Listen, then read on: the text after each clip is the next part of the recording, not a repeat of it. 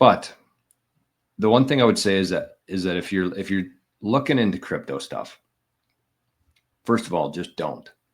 But I do see that there is going to be a big crypto boom here. I kind of see it coming now. I didn't before, but now when you have people like Trump, Saylor, all these guys who are going to be fairly influential for the next, a while, they're talking about crypto.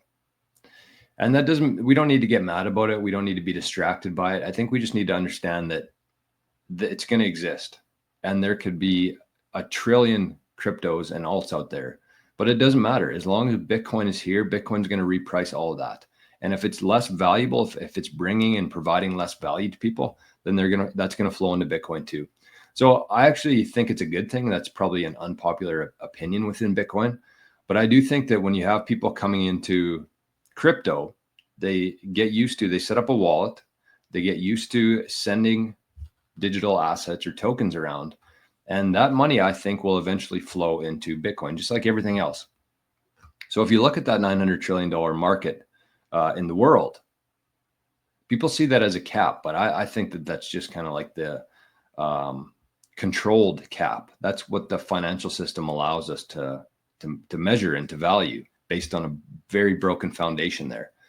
But half of that is about inactive. Half of that 900 trillion is inactive.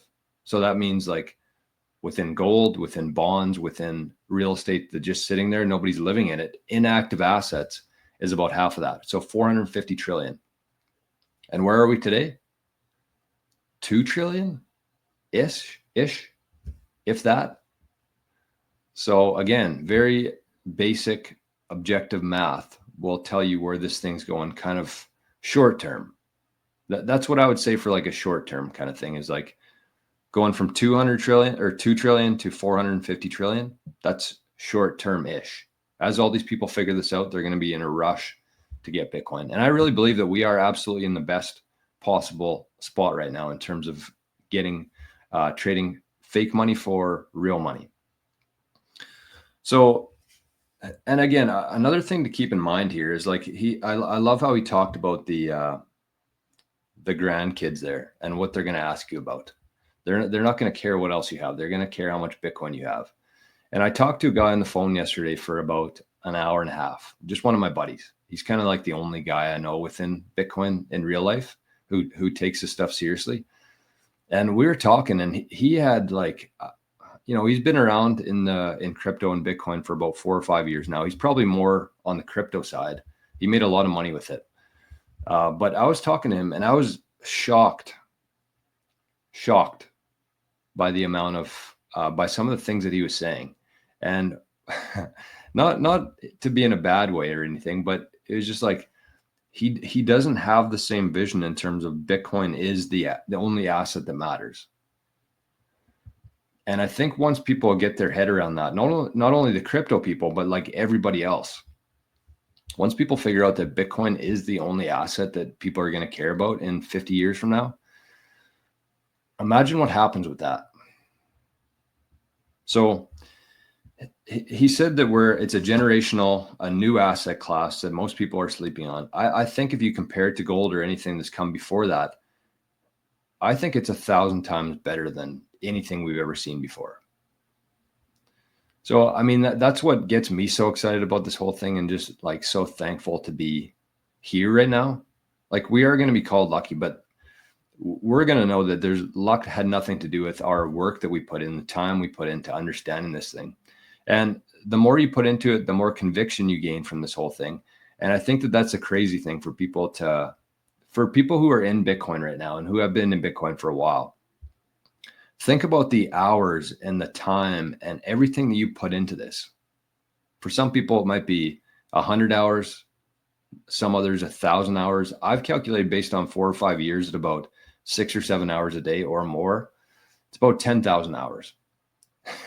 And if you think about your average person, they haven't put 10 minutes into this thing. So there's a huge disconnect when you're trying to have conversations with people. You're here and they're there. It's very tough. So kind of my actionable advice for this, and anybody who's listening, I'll get to some of these comments in just a sec, but just understand where we are.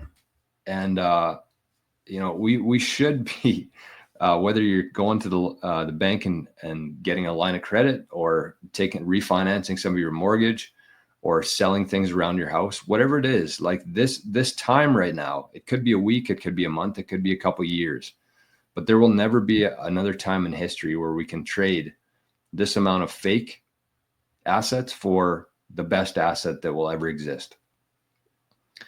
And just don't waste any of your time and energy trying to convince people to buy Bitcoin, because you have to understand the disconnect there.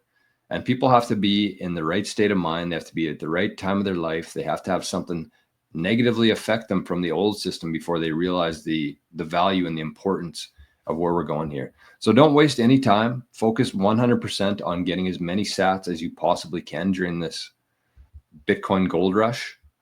And what I would say is think of like your 2 or 3 closest friends, and allocate like whatever I don't know how much Bitcoin you have. Everybody's got a different amount here, but take like 1 or 2% of it and just set up a few funds within your Sparrow for like your brother, your best friend, your favorite cousin, who knows, like think of 3 of the closest people in your life who you would want to actually benefit from this, even though they're kind of stuck.